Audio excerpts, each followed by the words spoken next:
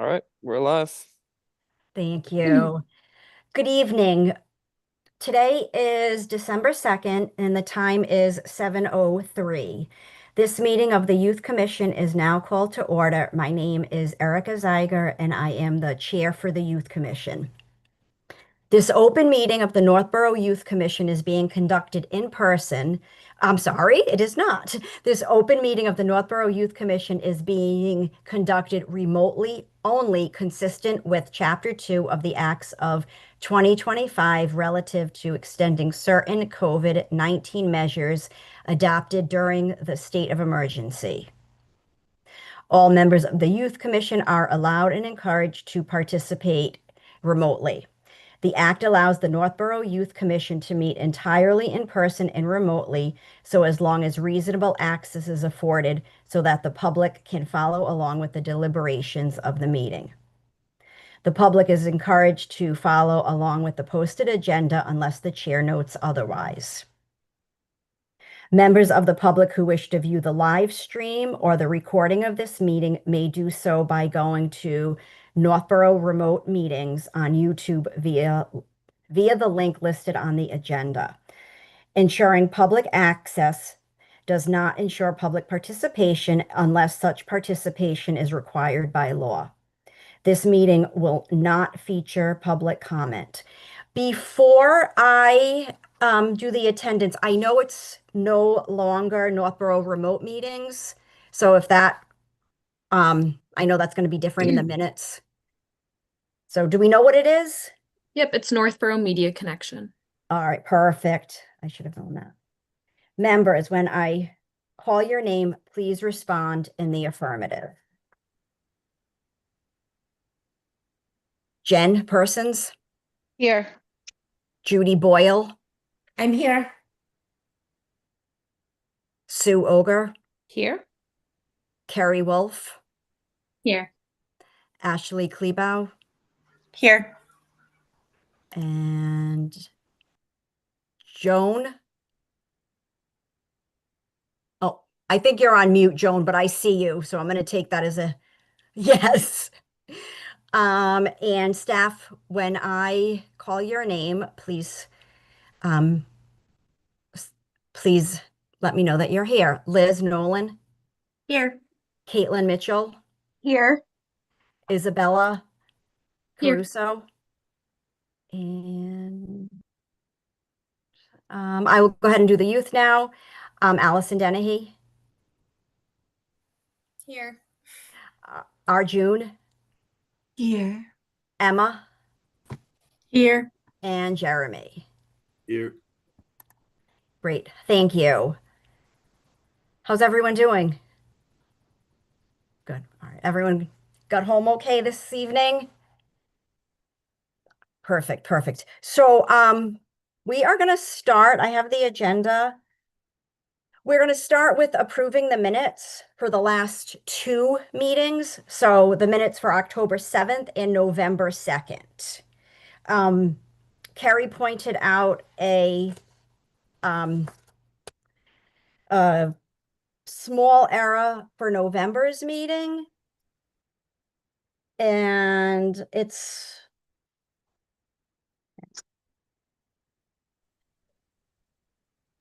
okay, so it's November's meeting, any other business to come before the commission.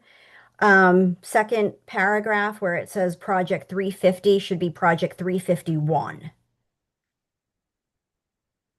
And that is the only one that is missing the project 351. Any other questions or corrections to either October 7th or November 2nd? No. No.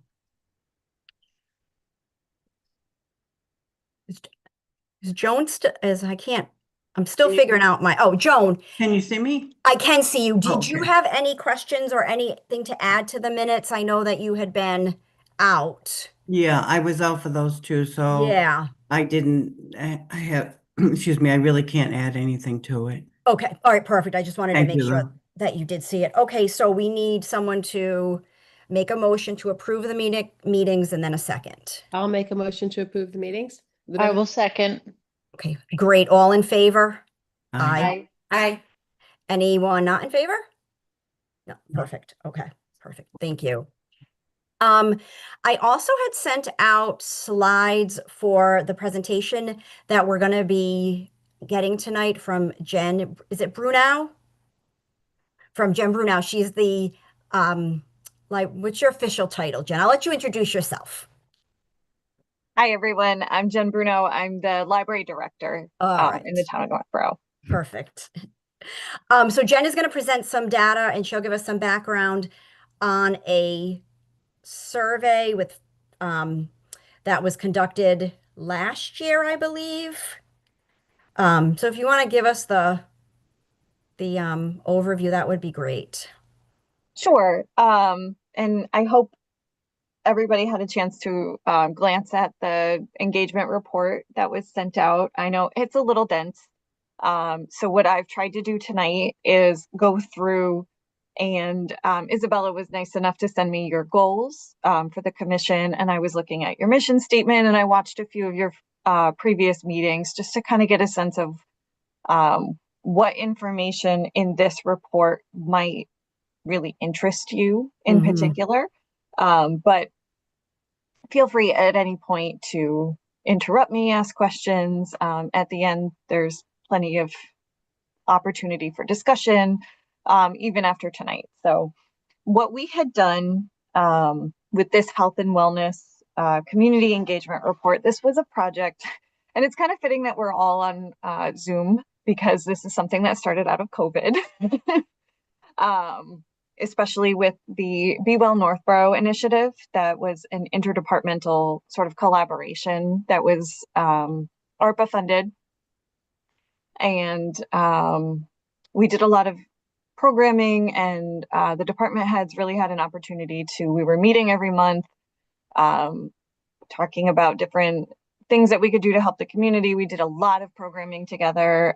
We do the Be Well Northborough Carnival at the end of the summer. We found a lot of value in that partnership. And so this idea sort of grew library specific out of that Be Well Northborough partnership. What we wanted to figure out for ourselves was, where does the library fit in terms of health and wellness? We know anecdotally that we get a lot of questions that sort of touch different areas of the health world. But you know, where can we be the most helpful for the community? What does the community want from us?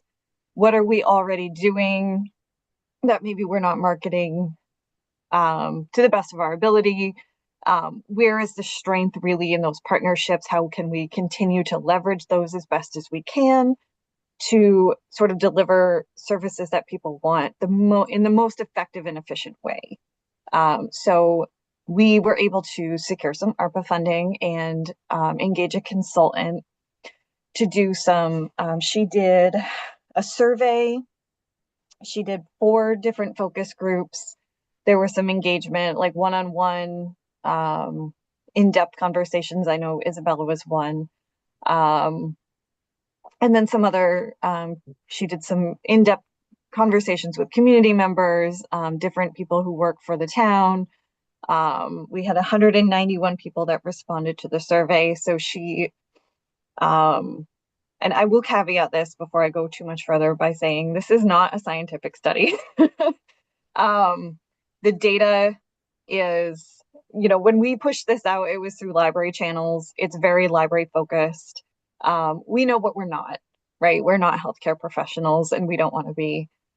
You really don't want me giving you medical advice. So when we were looking at this, it was just sort of like in terms of what the library's mission is. And so with that in mind, we really sent this through our channels. So we hit our newsletter, our social media. We did send it out through our partners. We asked everybody to push it out through the fire department, the rec department, senior center. We got a lot of people at our story times who were able to fill out the survey. But if they found it kind of through a library channel or an adjacent channel. So this is not necessarily representative of the town in general. Although we did give our consultant a few supplemental documents. So if you remember, is it CMRPC had done a study that was the strategic assessment for the Health and Human Services.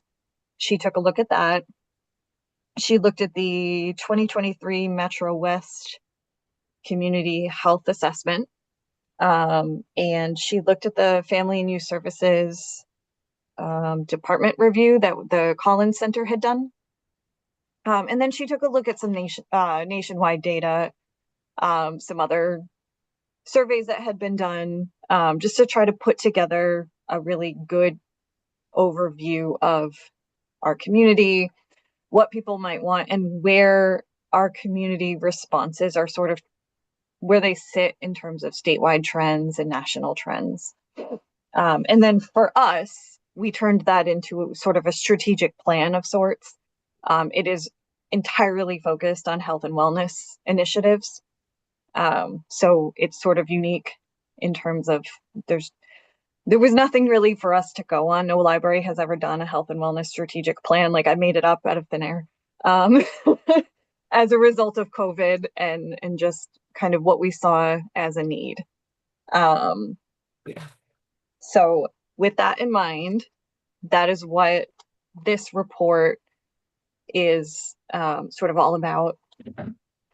And even though it's not scientific, I do think that it came up with some really good points. And it gave us a lot of good direction for the next couple of years for things that we can focus on. People were really, really, really not shy about telling us what works, what doesn't work, what they know, what they don't know, and what they want us to be for the community. So we developed 3 strategic initiatives, the first one being Be Connected. And one of the things that I wanted to highlight from that strategic initiative is the feeling of social isolation that people are reporting. That impacted everybody across all age groups. And while this was the respondents from the survey were heavily 18 and older, we did get a lot of people who have youth in the house. And we did also put this out to our teen advisory group and some of our regular, like we have a teen Dungeons and Dragons group. So there are some under 18 responses that are mixed in here. The impact. I have a quick question. Can you just, can you remind me what was the time frame of this, like the year? This was last year. Last year. Okay. Yeah. It's interesting to hear that just coming out of COVID and everything. So thank you so much. Yeah. The survey itself was last year. Okay. We started putting together, it took us a little while to find the right consultant. So what we really wanted somebody who understood Massachusetts, who understood libraries, and who had some experience with this local area. So it took us a little while to find the right person to work with. And then crafting the survey and deciding, the scope of what we wanted to look for. So the survey, I believe it was late fall of last year. Okay. So right around, I think it closed right before Thanksgiving.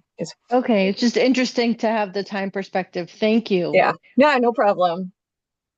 And it is interesting because there are things that changed, like since the survey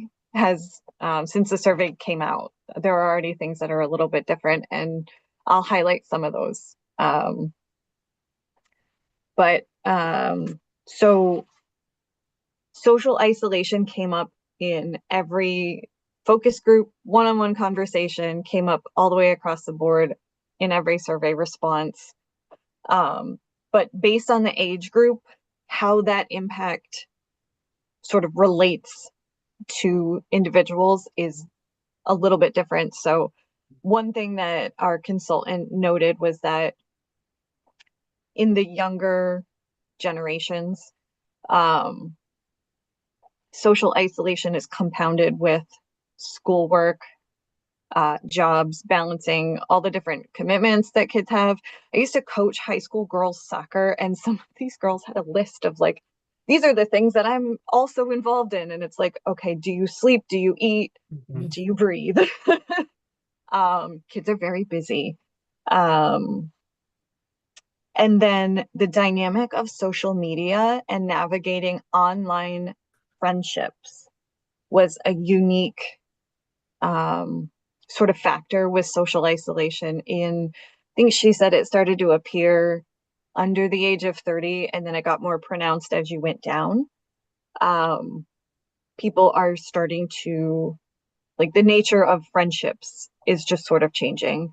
People are developing friendships with people that they primarily are interacting with online, and how that interplays with social isolation was something that came up.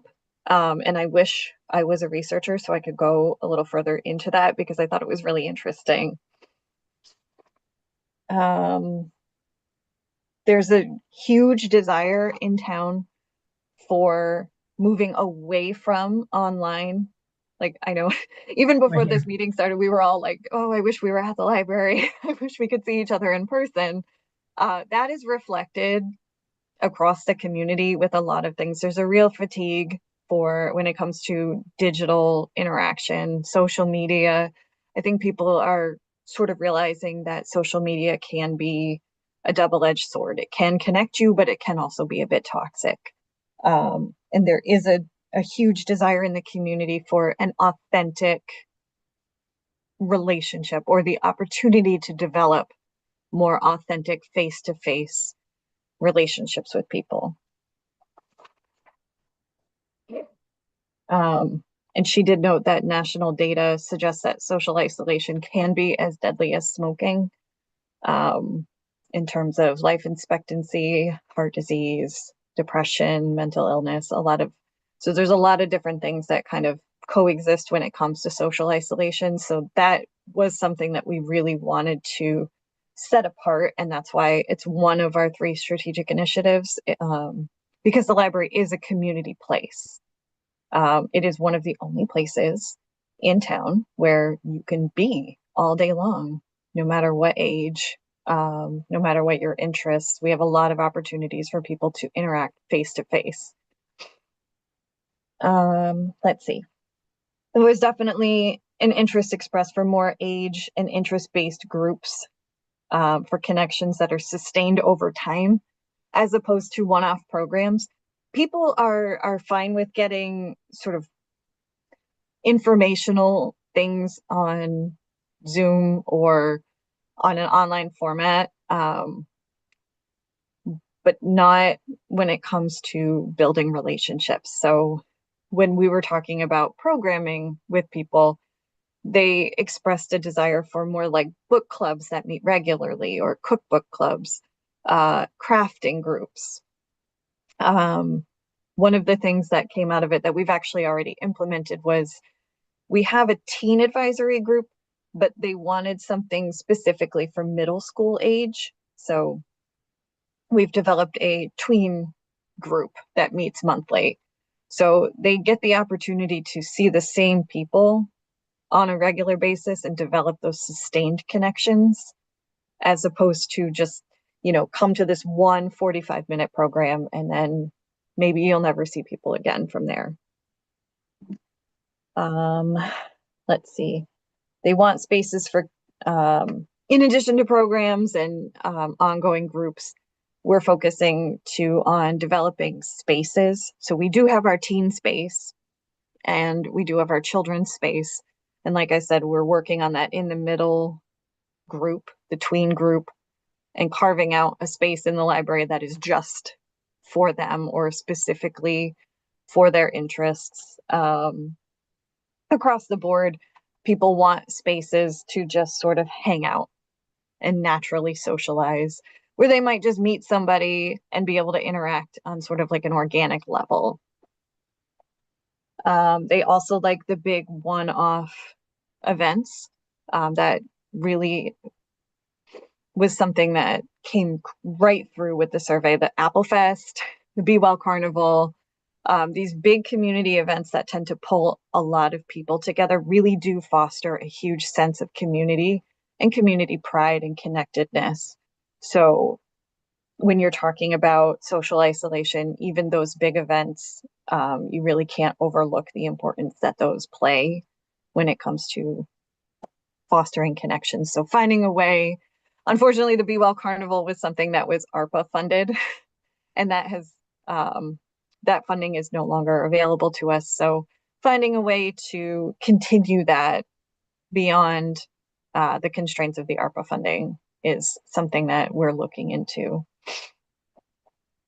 And accessibility, of course.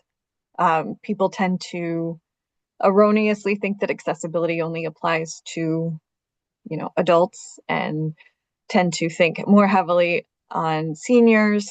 That is not necessarily true. So what we are looking at, one of the things that we're looking at this month is we actually have a consultant from one of the library state agencies coming in and doing a free consultation on our children's space, just to see if there's anything that we can reorganize, just not even money related, to make the space more comfortable, more accessible.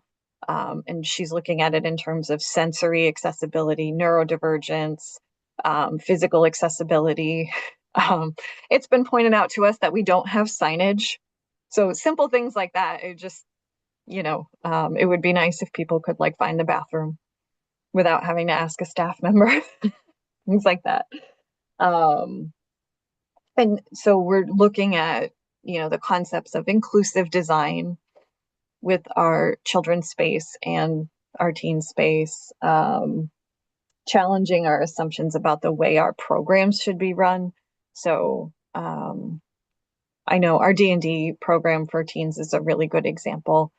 They have sort of set their own rules. So that's a program through our Teens Take the Lead program. So our team, it's entirely run by teens. It was designed by teens. They do all of the work. We just sort of provide the space and help a little bit with the logistics. So they got together and they decided, these are the rules that are going to work the best for this group. This is how we're going to handle, not everybody thinks the same. Everybody needs different breaks. How is this group going to be together, and how are we going to give each other grace? And so just doing that more. That shouldn't be the only program. That was a brilliant idea. So think more things like that. That is the first strategic priority. And I just wanted to stop there so that you don't hear my voice for 30 minutes without the ability to ask a question. I had a question, or I'm not even sure if you would know, but from that strategic objective, have you found any programs from that seem really successful, or that you've gotten positive feedback from?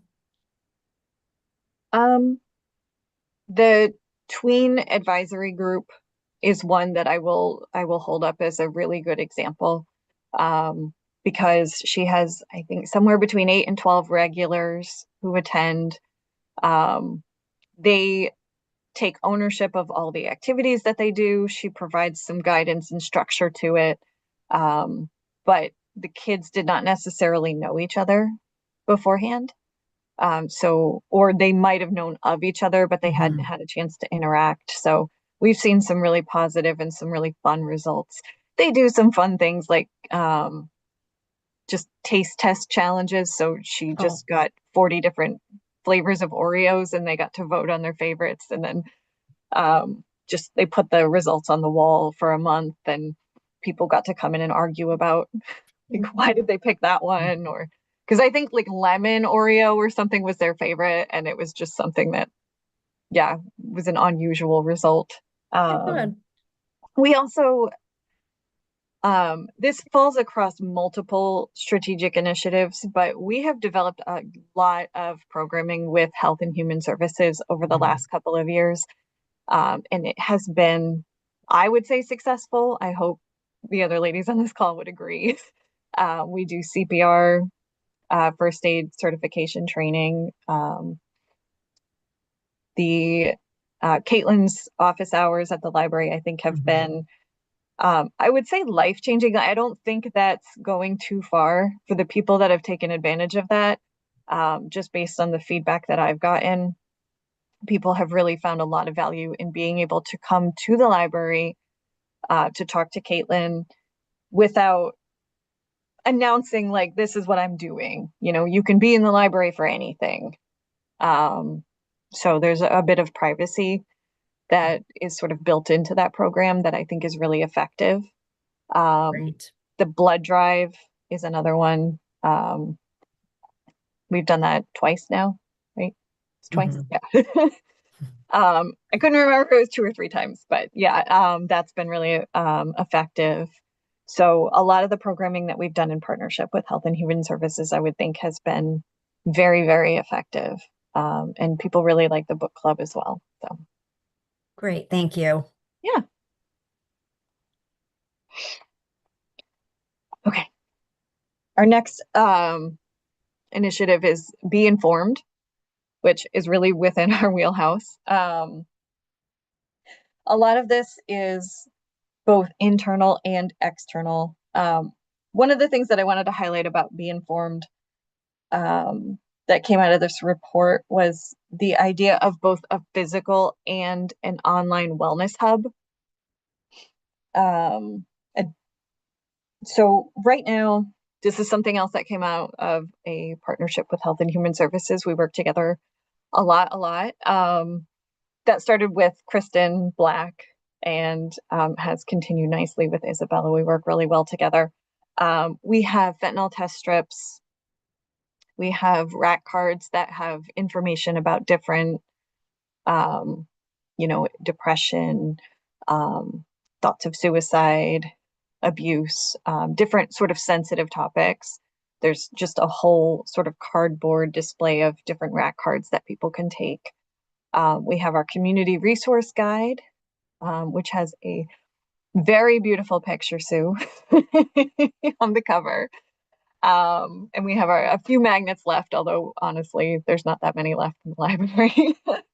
I think people just, again, the picture is beautiful, so people like to hang that on their fridge. That sort of evolved organically and has not been, we haven't put a lot of intentional thought into what's there. We get, sometimes people will send us flyers. We have, like, Count the Kicks sent us some brochures in a couple of different languages. Different health agencies occasionally just send us like a box of flyers and we'll put them out.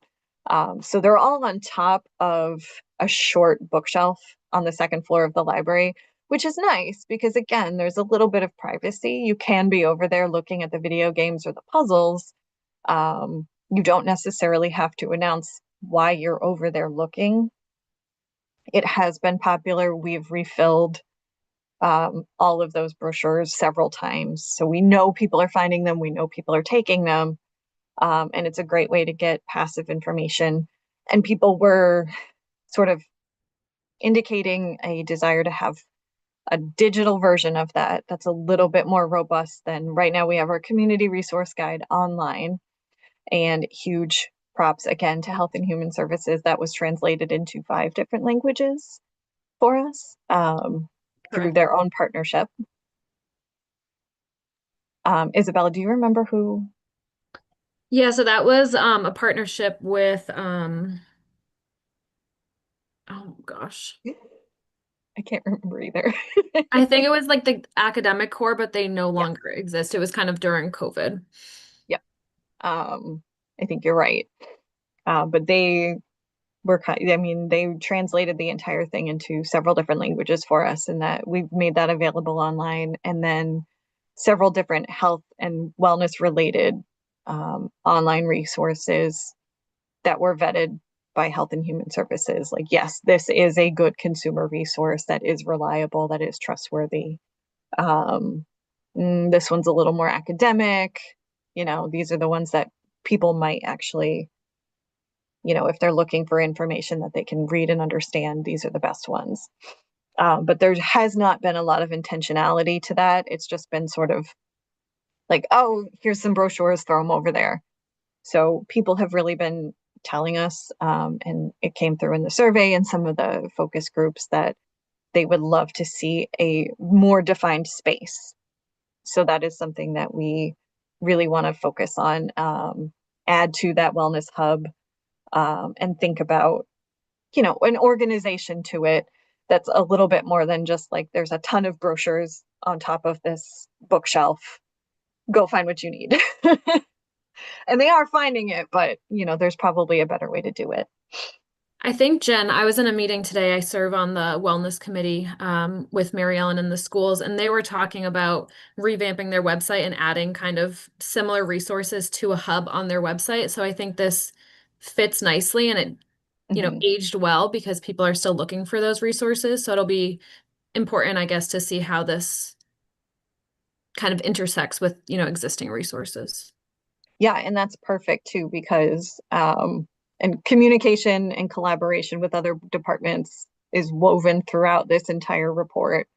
If somebody else is doing something and they're better qualified to do it, then we will link to their work and just not recreate the wheel. I mean, there's no need for us. The library doesn't really need to create things, and we're not always the best people. Like, I can find you Yes, you are. resources. Yeah, but if Mary Ellen is gonna do it,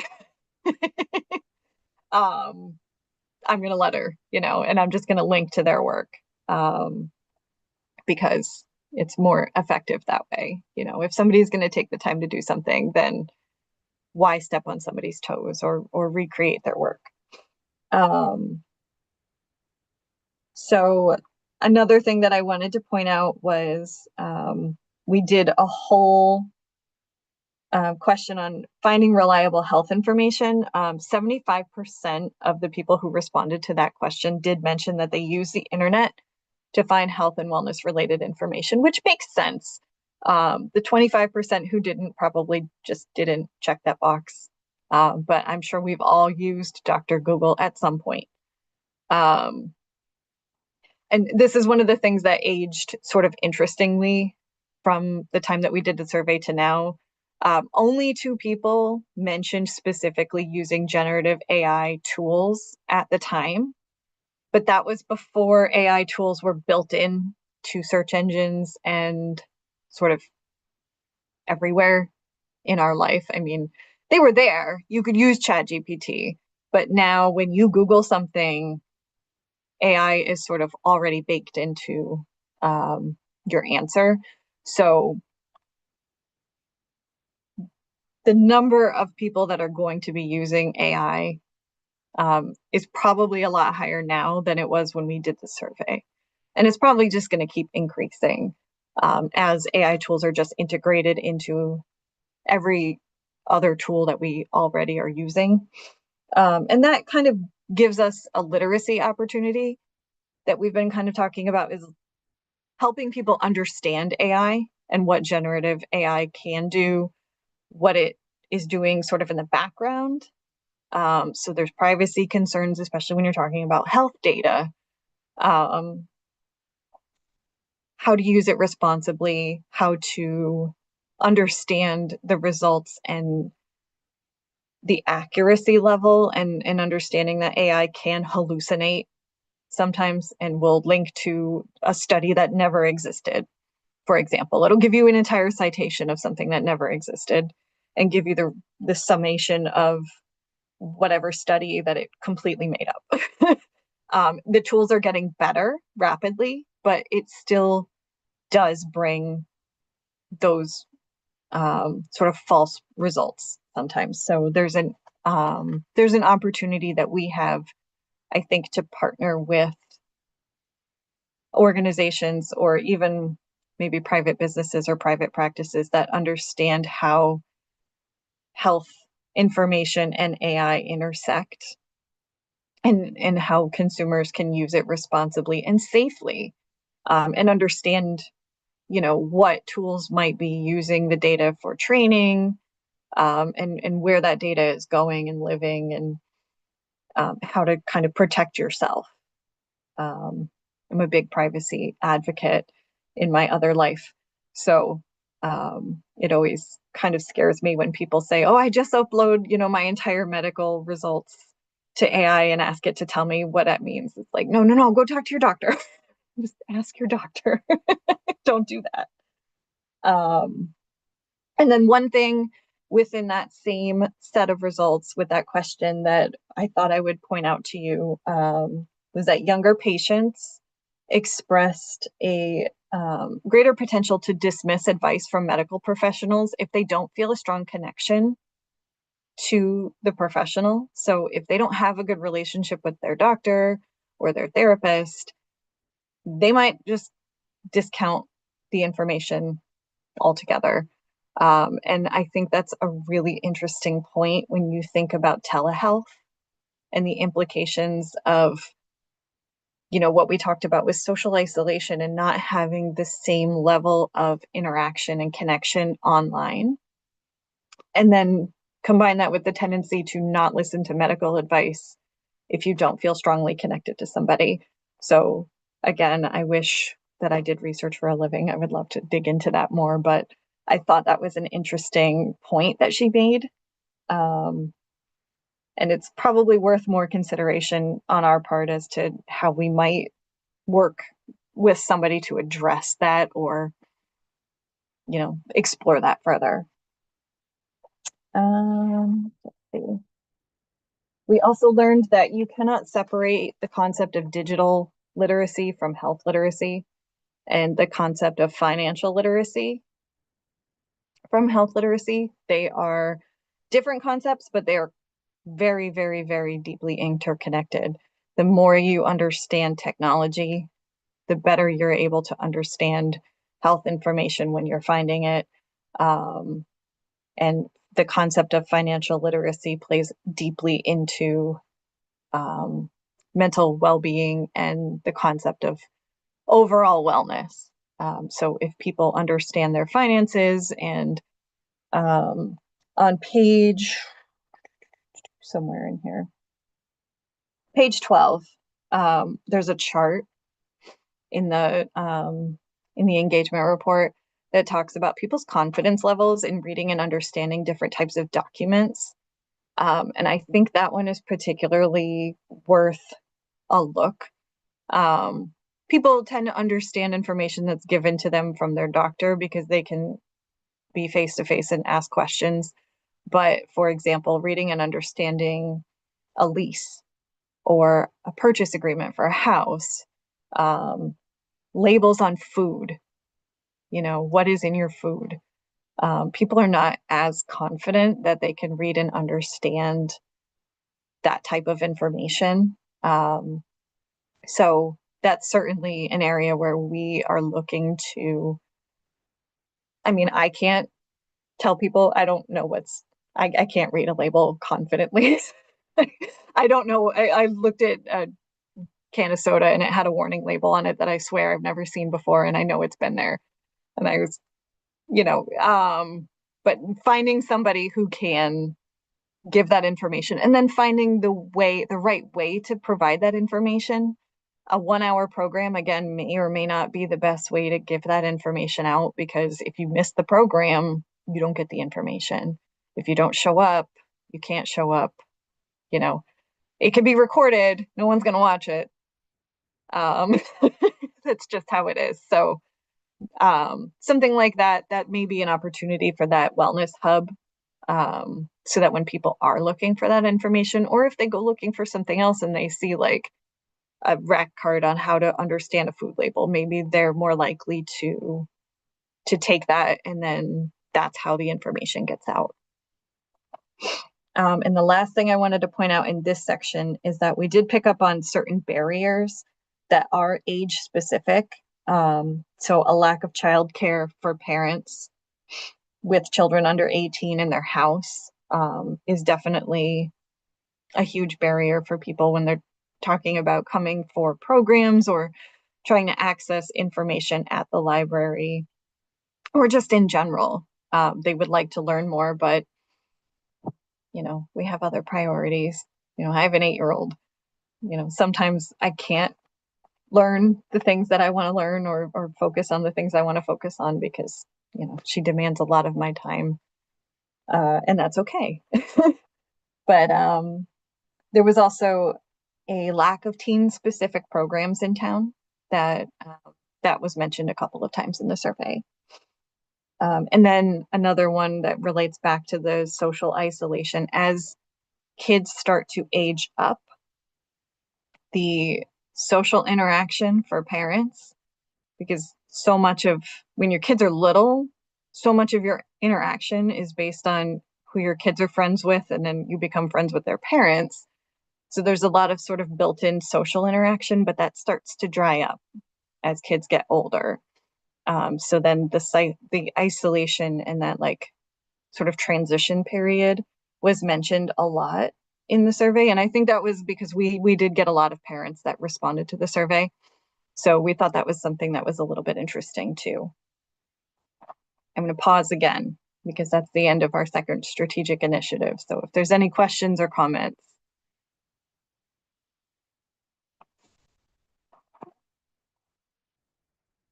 The third one's the shortest one. The third one is be active. Oh, go ahead, Joan. I saw you. I have a comment.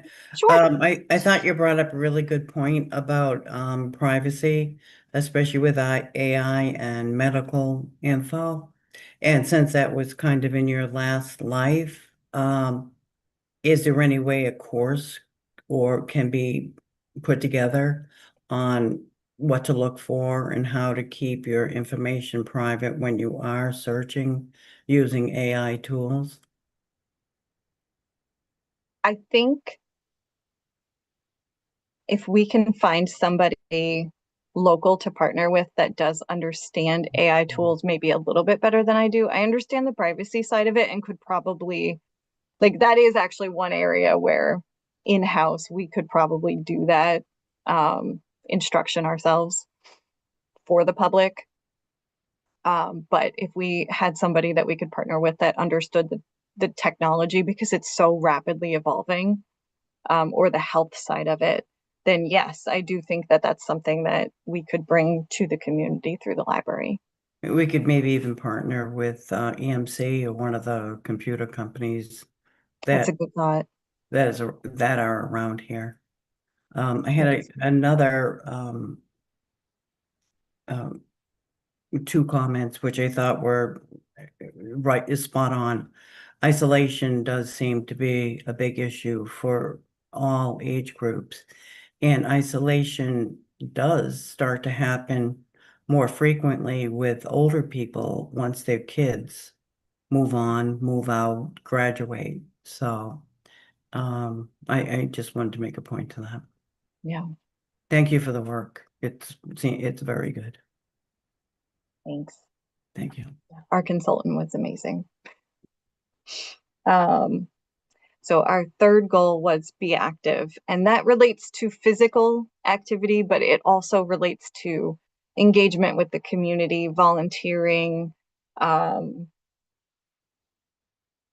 see, and just action. So engagement was a huge part of that. So for us, that's our partnerships. Again, I think that sort of is touched on everywhere throughout this. The library cannot be an island. And we work so much more effectively even when we're just having talks like this. This is a group that, I don't see you all every day. And so you bring a different perspective than the library would. So just being able to have these conversations with other members of the community. People want different ways to volunteer, and whether that's a committee or helping out with something like the food pantry, or if it's not always something that's a heavy lift or a long commitment. There are some people that have that time, but to some some people said there's a fatigue with all of the other commitments that they're already engaged with. So they would like things. We get a lot of one-off volunteers for our book sales. People are happy to volunteer when it's, an hour or a few hours here and there every couple of months for something specific, for a cause that they enjoy, or even just something to help the community. And then through regular volunteering for that same group, they get to know each other. So that goes back to that social isolation and feeling of connectedness. But when people attend church regularly, when they're volunteering, when they're giving back,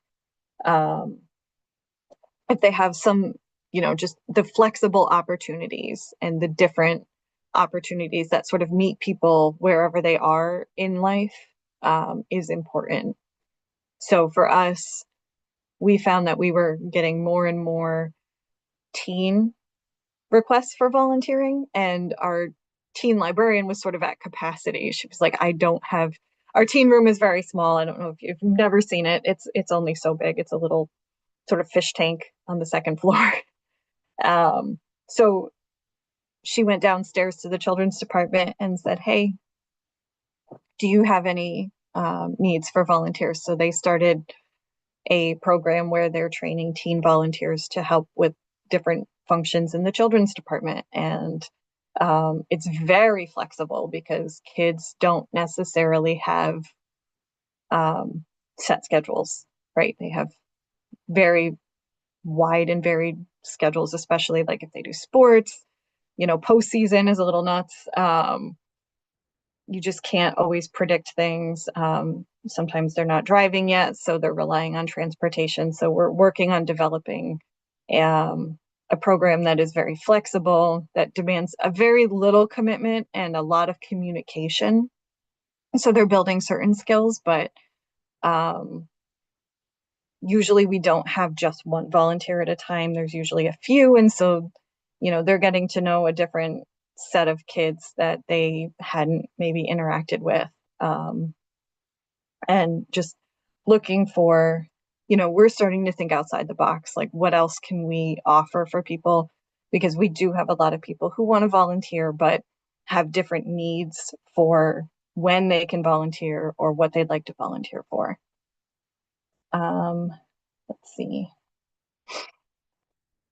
And then, I think the most critical point that I can ram home is the more the boards and committees in town and the department heads and even our library staff, we're trying to get the rest of the staff sort of out of the building to get to know everybody in different departments. So it's great if I know Caitlin, Liz, and Isabella, but it's even better if more of my staff know them, because I'm only one person with one perspective. So investing in our staff culture so that they can get out and communicate and be active in the community and learn more about the needs of Northborough residents, and not always in a way of like, well, what does the library need? But just, we just want to get to know people and hear about what they're interested in.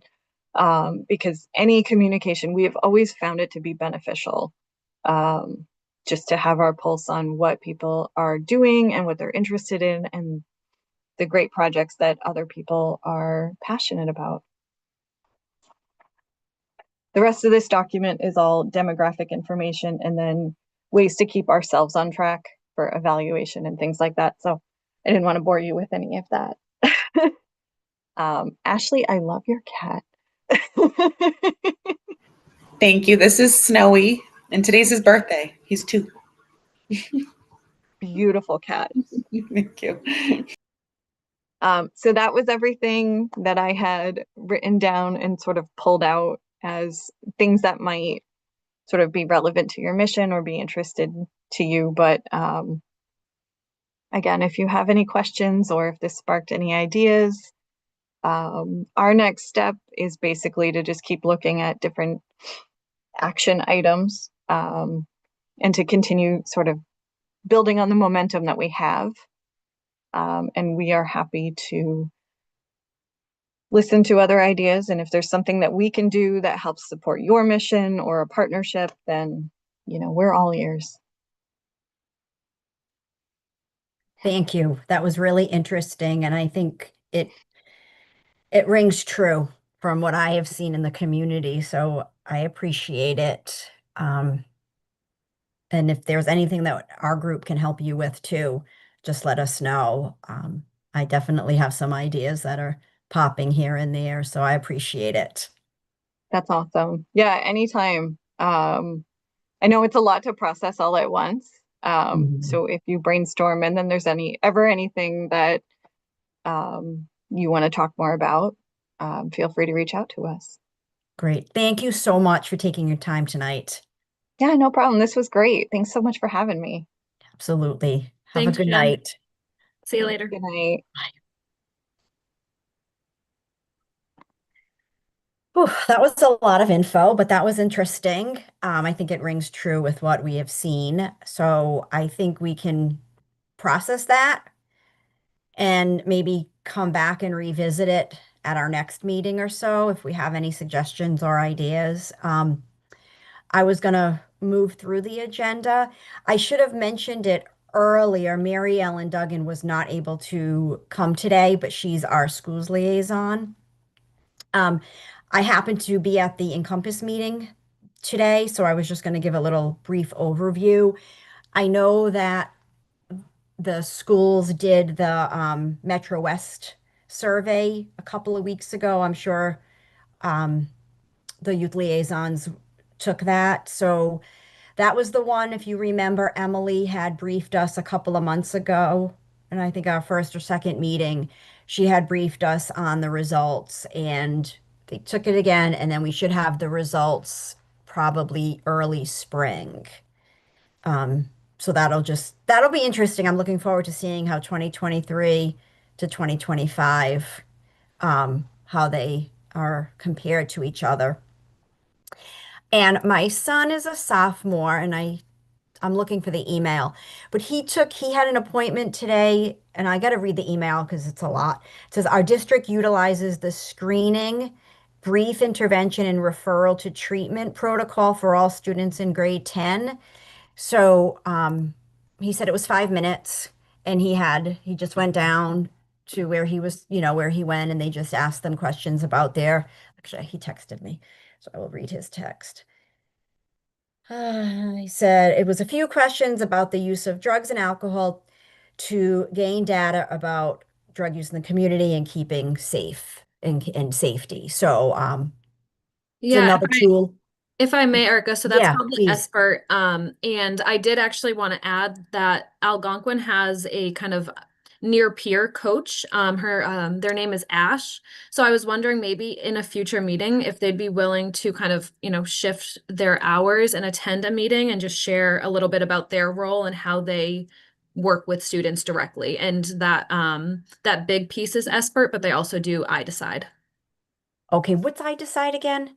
iDecide is used in the schools, so it's a deterrent from suspension. They typically try to use that. It's more education, and they learn to avoid taking risks, and that is something that Caitlin is also trained in. So we can offer that in our office as well if it doesn't reach to the point in the schools that they're in trouble, but they're just looking to have a cessation Oh, education. that would be great. Yeah, it's I just learned of it's her name Ash. Yes. Yeah, and it's a new position from this year. So it's through a grant. Mary Ellen would know way more of the details. Okay, yep, I'm Through just Mass curious. Gen. So we've had other near peers, but Ash is new this year. Okay, great. Yeah, I saw that. That would be excellent. So we can see if she's able to come to our meeting. And I'm trying to think if there was anything else. I believe the juniors are going to be getting Narcan training. Is that correct? Yes, we're planning it, I think in January for during their health classes. Me, Emily, Taylor, the Southborough Health Director, and Mary Ellen. Perfect. I think that was it from the schools. I did want to I put holiday outreach I just wanted to ask everybody to, I sent some emails with different programs coming up through HHS and just to, if you can share those on your Instagram, and just kind of just be mindful of the holidays and that it's not the most joyous time for everybody. So if, if you see something or you just want to, start, engaging, I know Caitlin would be happy to, reach out if you had any questions, but I know, with the holidays coming, it can be really difficult for a lot of people. And then trying to get any type of of appointment in December is another thing. So I mean, Liz and HHS does such a great job of, Yeah, we just did a webinar too. Emily talked about basically substance use during the holidays and how to talk with your kid, and I did mental health and holidays. So just a heads up, and that is on the Northborough Media Connections page of our webinar on YouTube. So perfect, perfect. So, that was all I had on those two. I was thinking, because it's already 8 o'clock, we need to talk about board positions. Maybe we can push that. If no one has a problem, we can push that to the next meeting. And then we can kind of spend more time on that, if that works for everyone. Perfect. And then the last one, I was in, I don't know what mode, but I put possible fundraiser. We do not do fundraising. So maybe an initiative, which was Sue's idea. If you want to, Sue, do you want to take a minute? I know, just to get everybody on board about the school merchandise. Yeah, basically, it was just something that came to me after working with the coat drive.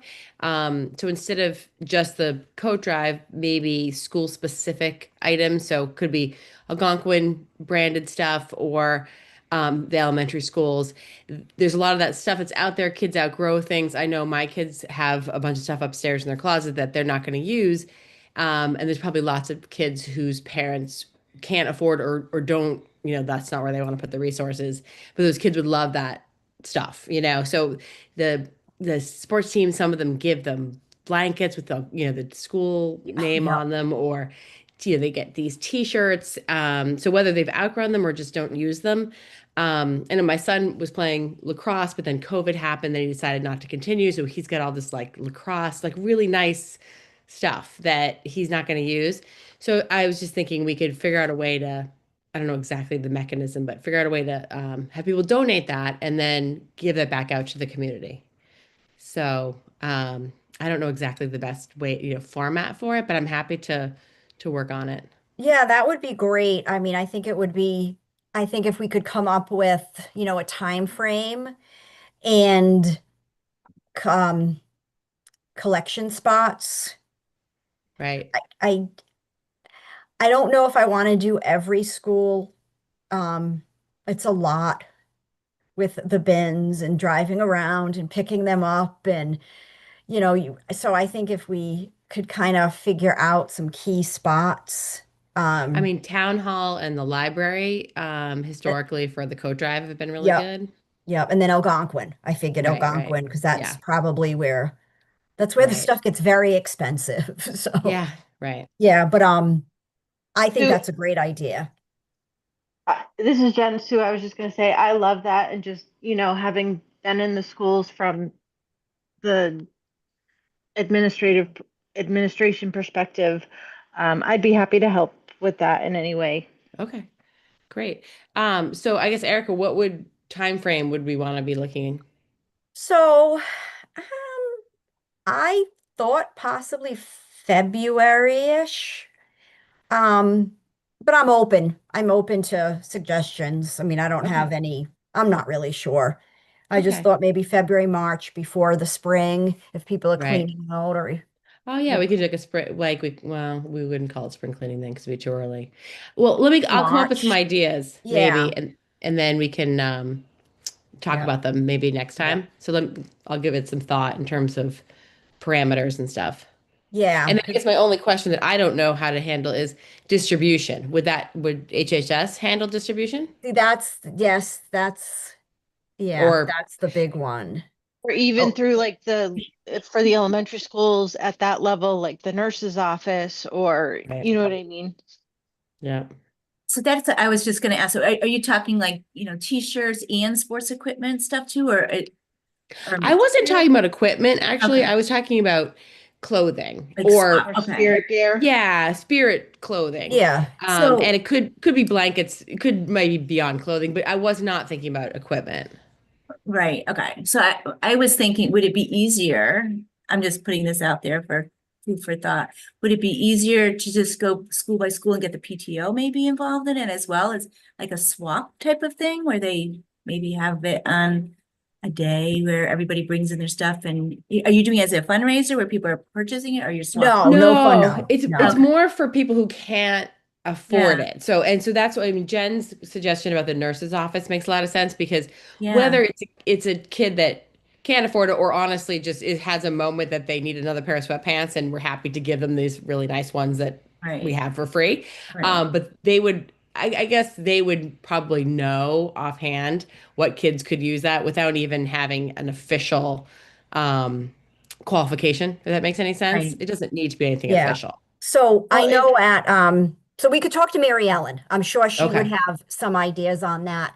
I know when my son went to St. John's, they had something. So not just for uniforms, but for their spirit wear, and when you didn't want it anymore, you could drop it off, and then they would identify, who might need it. Or I think they even had a time where, some of the kids could go in and look. So it wasn't like a free-for-all type of thing. Right. But it wasn't like no one had to qualify for anything. Well, and it's funny in the schools now because in the past, qualifying was determined by By free who lunch. might have gotten free lunch, but because lunches are all free now, there's no determining factors. So I do think on the school level that they have a pretty good idea of Yeah. those that might benefit tremendously from feeling included.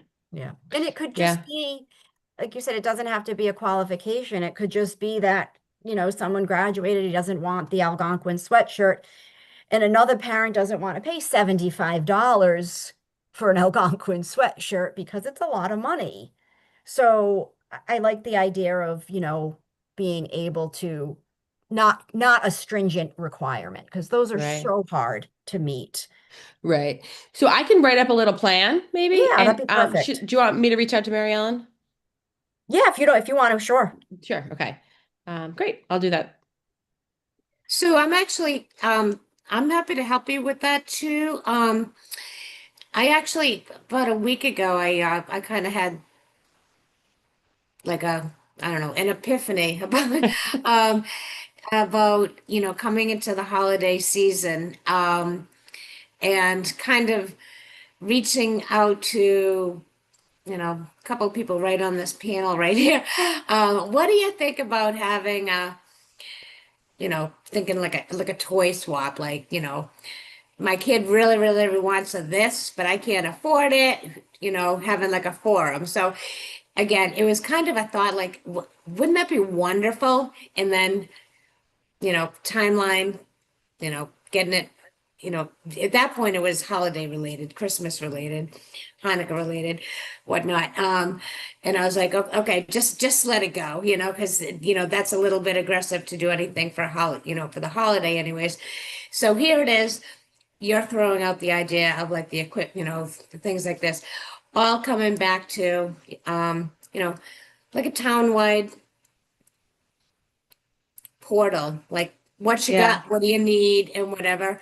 So if this is something that, and it sounds like it is, we at least want to explore and, go forward, I'm more than happy to help with this because I do think that there's a need. I think there's a lot of families out there that could benefit from this. And my son graduated from Algonquin, gosh, 8, 9, 10 years ago. And I still have stuff here that Yeah. I'd love to donate to somebody, you know? So, I think I that's a look great at- idea, I Judy. don't know I if can't any of tell that you. makes sense, but it was an idea that I had, and I know that there's a need. So I would definitely help out with developing something like this and what it looks like. I'm not sure at this point. Okay, Perfect. great. Yeah, that'd be Great. great, Sue. So thank you. Director's report, any programming updates? I will keep it brief. The month of November, we had 6 new clients, 2 returned from sometime in the previous year, and then overall there were 25 case navigation cases, and we kind of define that as anyone who needs guidance, kind of supporting resource seeking or navigating challenging situations. So most of those were about housing, utility, and food, and then mental health and other categories were kind of sprinkled in. We've kind of alluded to them throughout the meeting, but we had the lunch and learn that Caitlin and Emily presented on. Caitlin is continuing the small group at the elementary school with FSP. And then the book club is ongoing, and as Jen said, is a great, resource for residents. And then Liz organized a food drive because we were following the SNAP changes very closely, but hopefully those have resolved. And there was a great turnout. So I think that is kind of a very short overview of what our month has looked like. And then we're looking forward to holiday December, but we have another lunch and learn with our epidemiologist, Michaela, who will be talking about health data and trends, so mostly focusing on COVID, flu, and RSV. We'll have another book club, and I think that is most of it. The book for December is Set Boundaries, Find Peace, a guide to reclaiming yourself. So just a lot about boundaries, which is relevant during the holidays a lot. Thanks, Caitlin. Absolutely. Anything else from HHS? And like I said before, if anyone, if you're not on, if you don't like their Instagram, please do, and then just share some of the information. I was able to attend one of the, I'm going to call them lunch and learns because that's what I always knew them as. And it was excellent. And it was 30 minutes. And, you think, oh, I know this and that. You always remember something or learn something. So I definitely recommend those. If there's nothing else, I had one short thing. I reached out to Northborough Media Connection, and they're going to look into, I got referred to somebody, but they're going to look in maybe doing a public, whatever they call it, I guess a public announcement on the Youth Commission that we could, like a short video that we could come together and work on, and then we could kind of spread the word through the various channels. So I thought that was kind of cool, if that goes through. So that's more to come on that. And anything else before we look at the dates for our next meeting? I just wanted to remind everybody, there is a CPR class coming up on January 21st. I believe there's only 5 more spots left when I looked at it this morning. So if you're interested, or you know someone who's interested, just pass it along. Sign up is through the rec department. Yeah, and it does count if you are working anywhere. For the youth, especially if you're working anywhere that requires that, you can take that and it should cover you. So that's good to know because it's inexpensive. It's an inexpensive option as well. So anything else? So thank you. So the next Liz, do you want to plug the pardon me, sorry, Erica. Liz, do you want to plug the auction? A couple more days? No? Do you want me to plug it? It's unrelated, but the scholarship committee is having an online auction. So there's 45 items, and a lot of them are great for families and connection with community. So there you go. But we're the youth commission, and that benefits our youth. So that's very true. It does. It does. Mhm. The more, There's the more. there's such great stuff there. There is It's some fun. great items out there, and not, Yeah, and some of it not goes just out local. into New Hampshire and Vermont and Rhode Island. There's a lot of packages that go along with it. Mm-hmm. So if you haven't looked at it, please do. You have until 8 o'clock on Friday to bid. 8 p.m. 8 p.m. 8 p.m. Perfect. Thank you. So the next meeting dates are next one is January 6th at the library. What do you think about having that? I mean, I think if we have the option to be remote, just in case of weather or if people are just getting back, we should go and have it, but I'm open to any suggestions if you feel like we should cancel that month since we're just getting back from the holidays, but I'm fine with having it, but So I moved. don't really do any traveling, so. okay, perfect, perfect. So, and that will be at the library, so I'm hoping we actually will be there. I'm not quite sure if I can make that, but if I can, remote would be better. Okay, yeah, and we'll still have that option at the library. Okay. all right. So Isabella worked with Northborough Media Connection to get us and with Jen to get us at the library so we have more space, but also to be recorded. Oh, thank you. So wonderful. If there's nothing else, we just need a motion to adjourn and a second. I will make a motion to adjourn the meeting. Second. All in favor? Bye. Aye. Thank you and Mhm. happy holidays, Merry Christmas. Happy holidays, everyone. Yeah, All and we're here, so reach out if there's anything we can do or if you have any suggestions. And I look forward to seeing you all soon. Yeah. Thank Thanks, you, Erica. Erica. Bye. Bye. Thank Thank you. you. Thank you, Bye. Pat.